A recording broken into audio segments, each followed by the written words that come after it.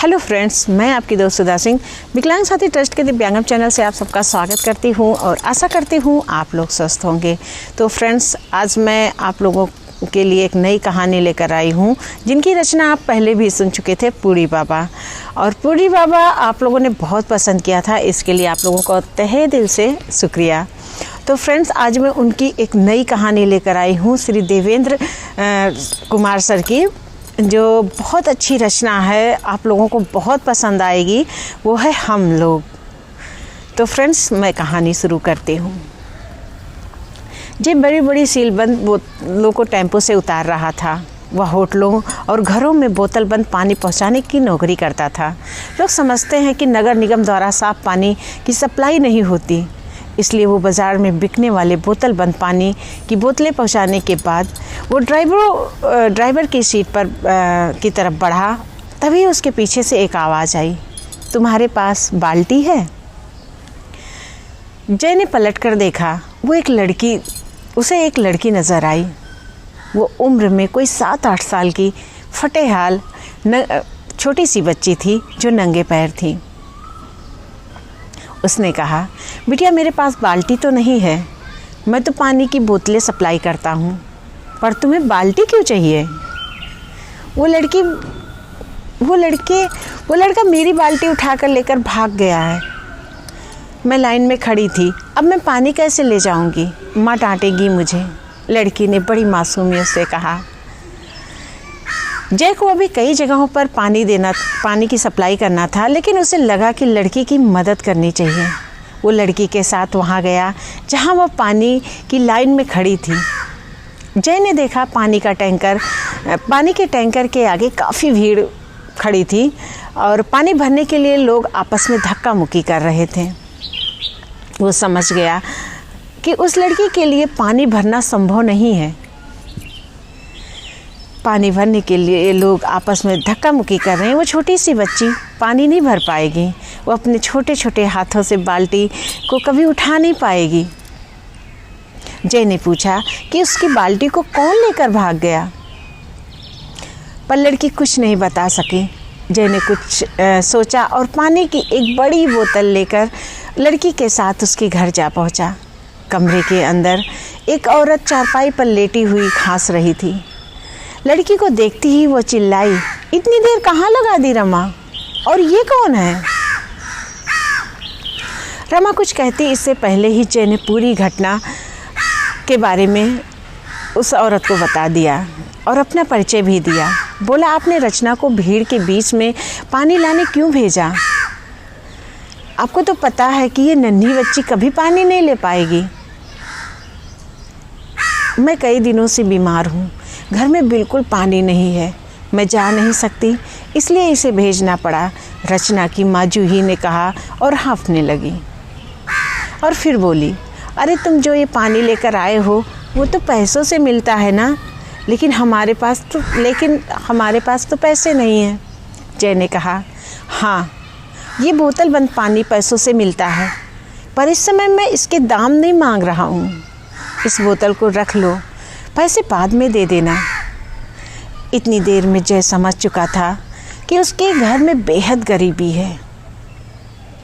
तभी रमा ने कहा, माँ मैंने सुबह से कुछ नहीं खाया है, हमारे घर में मिट्टी का तेल भी नहीं है, खाना बना ही नहीं। खाना कैसे बनेगा? बीमारी के कारण मैं काम पर ही नहीं जा पा रही हूँ। अगर काम नहीं तो पगार नहीं, रचना की माँ जूही ने कहा। और शायद तुमने दवा भी नहीं ली, लाओ दवा का पर्चा मुझे दो। जय बोला, एक बात कहूँ, तुम्हारी सूरत मेरी बहन से हूबहू मिलती है, वो दूर गांव में रहती है।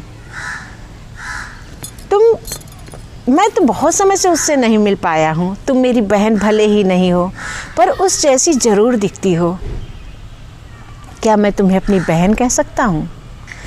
इतनी देर में जय ने ये बात अच्छी तरह समझ ली थी कि गरीबी जूही के स्वाभिमान को ठेस पहुँचा सकती है। गरीबी में उसके स्वाभिमान को चोट नहीं लगनी चाहिए। इसलिए झट वो अपनी गांव वाली बहन की झूठी कहानी गढ़ डाली। ये सुनकर जूही धीरे से मुस्कुरा दी। फिर दवा का पर्चा थमाते हुए कहा, पर देने के लिए आज मेरे पास पैसे नहीं हैं।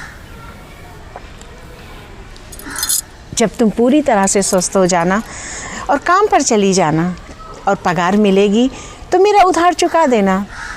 जय ने हंसते हुए कहा। जूही और जूही के लिए दवा लेने के लिए चला गया।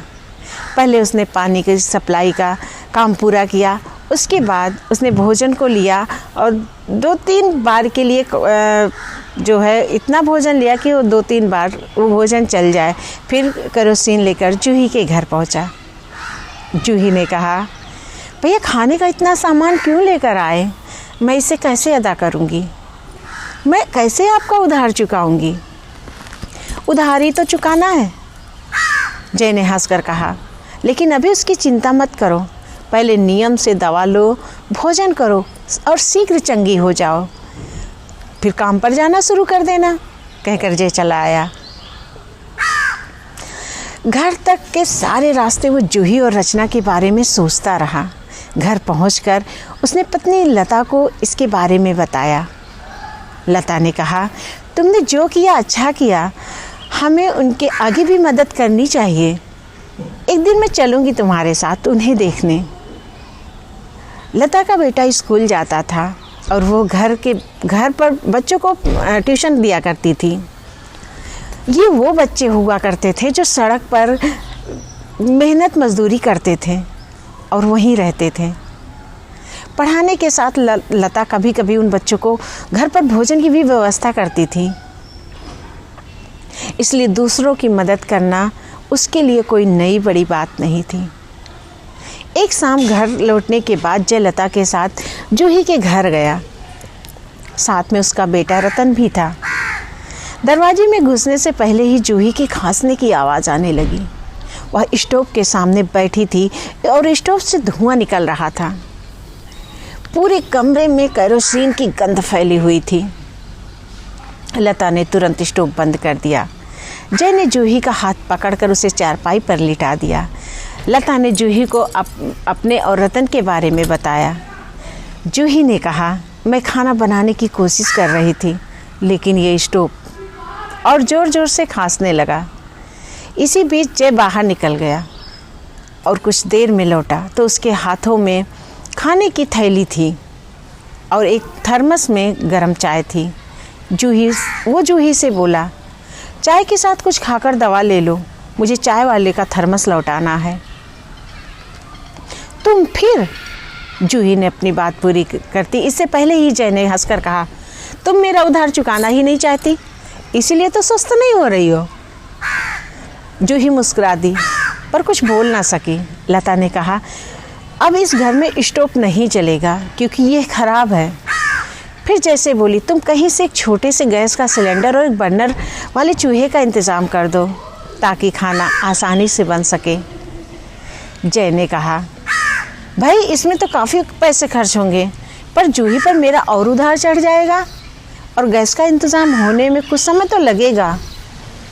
वो हंसे जा रहा था और अपनी बात कह रहा था। तब तक का प्रबंध मैंने सोच लिया है, लता ने जय से कहा।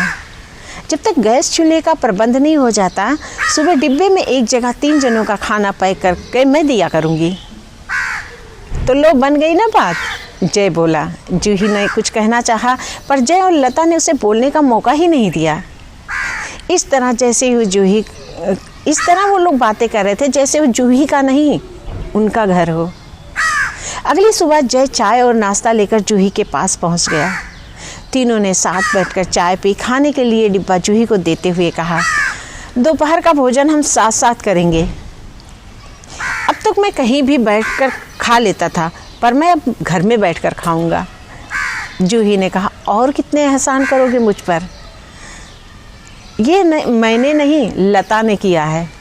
अगर एहसान नहीं लेना है तो जल्दी से स्वस्थ हो जाओ और काम पर चली जाना, फिर तुम्हें किसी की ज़रूरत ही नहीं पड़ेगी। ये कहकर जय बाहर निकल गया। समय पर दवा और भोजन लेने से जूही की तबीयत में काफ़ी सुधार हुआ। वो काम पर जाने लगी। उसने जय को बता दिया कि वो कल से काम पर जाएगी।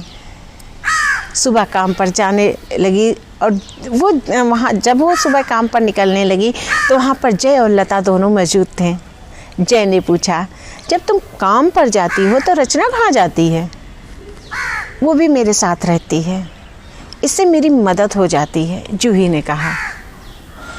अब से ये तुम्हारे साथ नहीं रहेगी, जय ने कहा। लता दूसरे बच्चों के साथ इसे भी पढ़ाएगी। तभी रचना ने खुश होकर कहा, मुझे पढ़ना अच्छा लगता है। लता ने कहा, बचपन खेल और पढ़ाई के लिए होता है, इसे वही करने दो। रचना दिन में मेरे पास रहकर दूसरे बच्चों के साथ पढ़ेगी। शाम को जब तुम काम से वापस लौटोगी तो इसे अपने साथ ले आना। जूही और रचना के जीवन में परिवर्तन हो गया। जूही अब स्वस्थ थी, रचना बहुत खुश थी। दोनों परिवारों के बीच एक नया रिश्ता बन चुका था, जिसका आरंभ एक खोई हुई बाल्टी थी। तो फ्रेंड्स, ये देवेंद्र सर की रचना जो मुझे काफ़ी पसंद आई और मैंने आप लोगों को सुनाई, और मुझे आशा है कि आप लोगों को बहुत पसंद आई होगी। फ्रेंड्स, हम आज पानी के बारे में बात कर रहे थे, और जो है मतलब पानी हम लोग बहुत बर्बाद करते हैं। तो एक संदेश ये भी जाता है कि बड़े बड़े शहरों में लोग जब टैंकर आता है तब पानी पीने के लिए पाते हैं। तो फ्रेंड्स, हमें पानी की बचत करनी चाहिए। हम लोग पानी की बर्बादी ना करें। गर्मियाँ आ रही हैं और लोग अक्सर अपना घर रोज़ धुलते हैं, रोज़ पानी टंकी नल खुला छोड़ देते हैं। हम लोगों के पास अभी जल है तो इसलिए हम उसकी कीमत नहीं समझ रहे हैं। पर जहाँ पर पानी नहीं है, जहाँ पर पानी खारा है या पानी की व्यवस्था अच्छी नहीं है, सही रूप से पानी की कीमत वो लोग समझते हैं। तो हमें पानी बचाना चाहिए और हमें अपने गरीबों की, अगर हमारे नज़र में हमारे आसपास ऐसा कोई परिवार रहता है जो है मतलब इस तरह भुखमरी या गरीबी से लड़ रहा है, तो हमें जय की तरह उसकी मदद करनी चाहिए। हमें छोटे बच्चों को पढ़ाई के लिए प्रोत्साहन देना चाहिए कि आप पढ़ाई कीजिए, आप जो है मतलब घर के कामों में अभी मत लगिए, अभी आप पढ़ाई कीजिए। और हमें हर इंसान की मदद करनी चाहिए। तो फ्रेंड्स, सर की ये कहानी सच में मुझे बहुत अच्छी लगी, बहुत मोटिवेशनल कहानी है और मैं आशा करती हूँ आप लोगों को बहुत पसंद आएगी। और अगर आप लोगों को मेरी ये कहानी, हमारे देवेंद्र सर की ये कहानी पसंद आती है तो मैं आगे से उनकी रचनाएं सुनाऊंगी। और मैं आप लोगों से रिक्वेस्ट करती हूँ कि please like, comment and share करिएगा और सर की रचनाओं को बहुत सारा प्यार दीजिएगा। सच में ये बहुत मोटिवेशनल कहानी है, तो प्लीज़ आप लोग ज़रूर इस कहानी को बहुत प्यार दीजिएगा। तो इसी के साथ मैं फिर मिलती हूँ आप लोगों से एक नई कहानी के साथ, एक नई जोश के साथ। तब तक के लिए नमस्ते।